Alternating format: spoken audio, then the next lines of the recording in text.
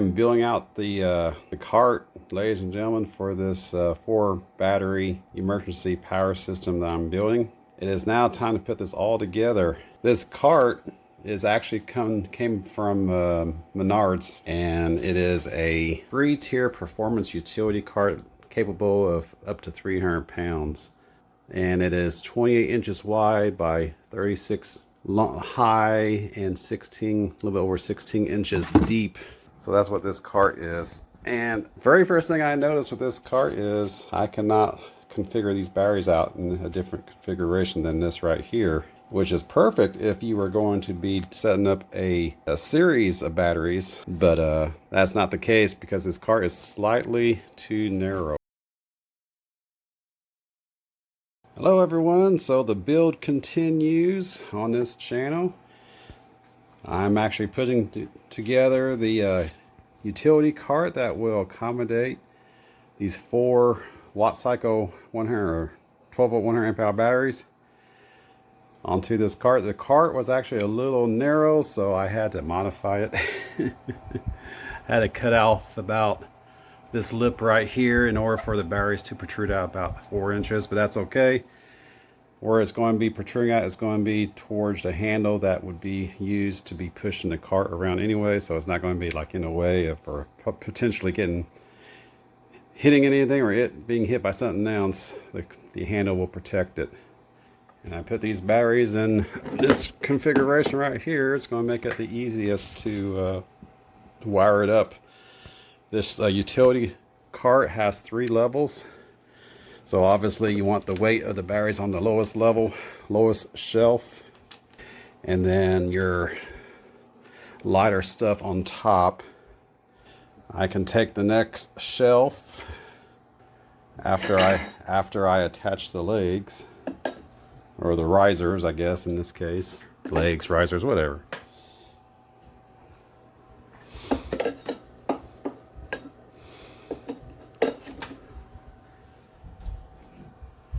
Give it a little bit of love tap.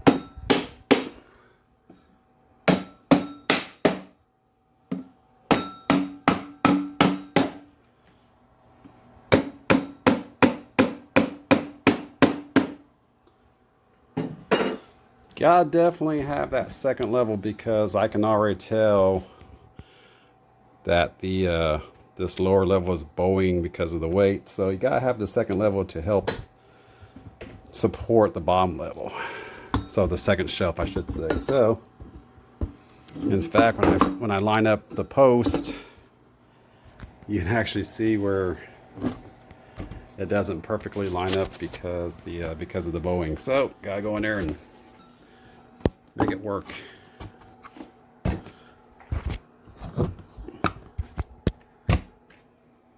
Like that. Give it another tap.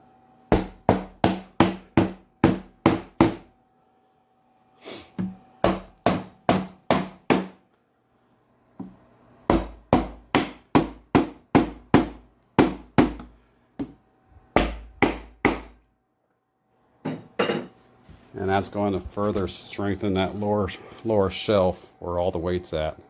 And again, the last battery is protruding out about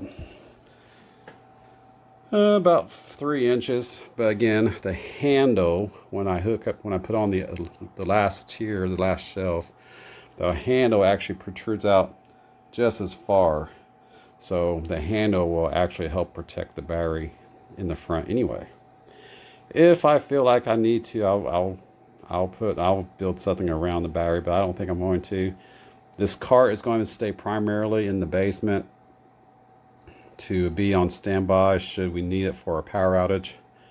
So I don't think it's going to have any or minimal risk of getting damaged by it hitting something or something hitting it, or it's going to be positioned out here in the basement. It's probably not going to get damaged by any stretch, but if that poses a risk in the future, then I will adjust accordingly.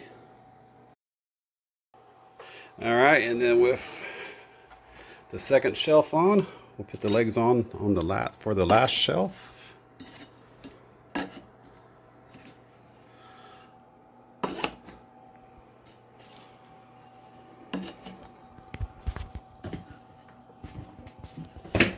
Give it some more love.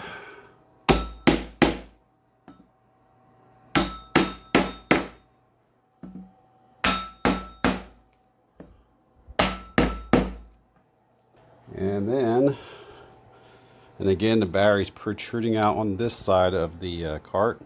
Again, not only by, actually, when you consider the post, it's only protruding out about 1.5 inches. So with the battery only protruding out about 1 inch, maybe 1.5 inches, with that second shelf supporting stuff, I installed the last risers. And here's the final shelf with the handle. One more love tap here.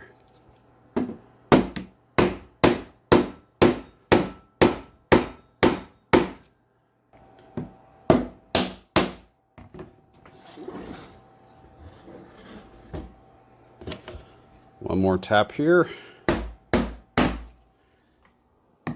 And one more here. All right. There's the cart. So with this, with the batteries on that lower shelf, I will have the inverter mounted this up here somewhere. Maybe, since there's no actually lip right here, maybe orientate it this way. Or actually, I'll probably end up orientating it this way because the inputs for the batteries will be on the back side here. Bring all 4 of the battery cables out on the positive side here, wrap them up, and probably attach them to the side here on both, and then or maybe on here. Don't know yet. We'll figure that out. And then the 3-foot cable. I'll probably end up drilling a hole here, bring it down to here, and hook up to the bus.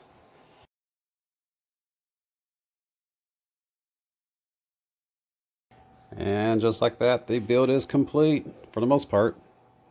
And if you saw that previous video, I was comparing amperage sharing across the batteries, various configurations here, and I went with the configuration where the load is on basically the back side of the battery bank on the positive here in this case, and the load is on the front side, or in front of the batteries on the negative side. That was the most efficient way of drawing down the bank evenly, or amp draw evenly, on the previous video. Check that out. As you can see, the inverter is online. The cart is on coaster wheels, which do lock, so I can wheel this around anywhere, well, anywhere in the house, though it probably won't leave the basement because it's pretty heavy. The batteries themselves are 100 pounds. I could take it up the stairs if I needed to, but the main purpose for this would be to provide heat in the wintertime for my family should the power go out anyway. So it's appropriate for this to be closer to the furnace than anywhere else in the house. Now that being said, I can run power cords upstairs to power off the other stuff, and of course the other stuff doesn't take nearly as much draw. The one thing I didn't test on this build, on these experiments here the last few videos, is I didn't do a how long the inverter can run my refrigerator or my freezer, or actually both concurrently, because it's hard to really make those estimates on appliances that cycle. That's why I use that 1300 watt space heater to provide an even, consistent test. But as you can see, during my previous videos, I was only using 3 batteries. I actually had 4, but it was just easier just to use 3 batteries because we were just looking to best optimize the current sharing across 3 batteries. Now that I have 4 batteries, I guess I need to do another current share video, follow-up video, to see what the draws are across the batteries now that there's a 4th battery in place. But this is very much the build for the most part. I am going to grab a couple of power outlets to come off of, or power strips to come off of the one outlet, I'll probably put like one on one side and probably attach another one on the other side here. So we'll have however many outlets I want to run off of. And then of course, during an actual power outage in the wintertime when I need the furnace, this will be fully dedicated, well, for the most part, to the furnace.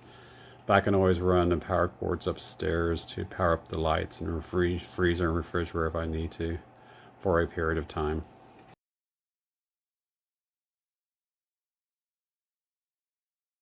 Now this is basically the whole configuration wired up onto a car. This is the ultimate destination I was going for with these sets of videos.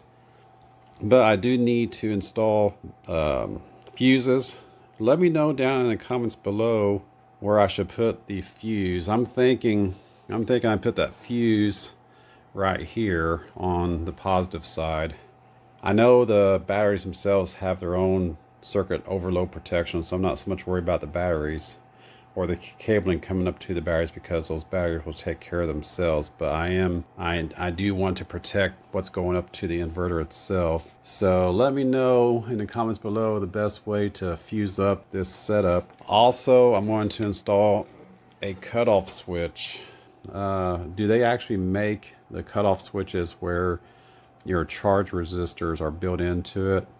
Because I don't want to toast the caps on the inverter by flipping that switch. So do they actually make cutoff switches with built-in charge resistors?